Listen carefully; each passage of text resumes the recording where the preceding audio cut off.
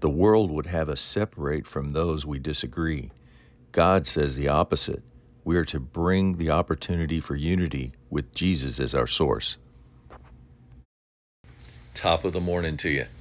When we consider who we are in Christ, with the mind of Christ and a firm determination to get to know God personally and more fully, we see in Ephesians 4:13 that if we want to be considered by God to be mature in the Lord, measuring up to the full and complete standard of Christ, we as Christians must be unified in our faith and knowledge of God's Son. Anything less than this, in verse 14, says that we run the risk of being like immature children, tossed and blown about by every kind of new teaching, susceptible to being influenced by false teachers who try to trick us with lies so clever they sound like the truth. To combat this, verse 15, we speak the truth in love, growing in every way more and more like Christ, who is the head of the body, the church. Verse 16, he made the whole body fit together perfectly. As each part does its own special work, it helps the other part grow, so the whole body is healthy, growing, and full of love. Paul tells us in Philippians 2:2, be one in the spirit and one of the mind. Verse 3, do nothing out of selfish ambition or vain conceit. In humility, value others above yourself. Verse 4, not looking to your own interests, but each of you look to the interests of others. Philippians 1:27, strive together as one for the faith of the gospel. For 1 Corinthians 6:17, whoever is united with the Lord is one with him in spirit.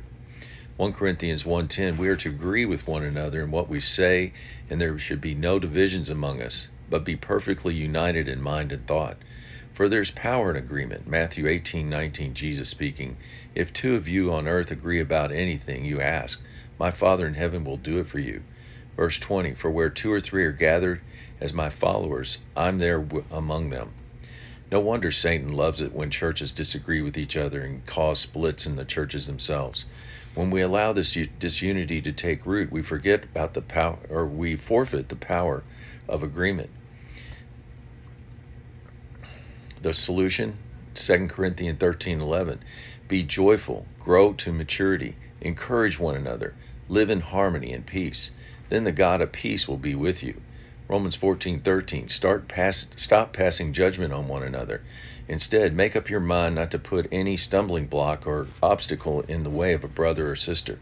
Verse 19, let us make every effort to do what leads to peace and for mutual edification, building each other up in their most holy faith.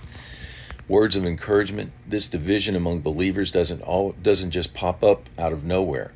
It begins with a competitive spirit. 1 Corinthians 11:19, each group in the church trying to get recognized as the one who has God's approval. It's called contention, and it even happened amongst the disciples. Acts 15:39, contention became so sharp between Barnabas and Paul, they parted from one another. Contention happens in families too, and nations, as we've seen in this last election. Our nation is split. As Christians, we are to be ministers of reconciliation, finding common ground and unity. 2 Corinthians 5:18-20, urging people to come back to the God of peace. Have a great day. Jesus is King.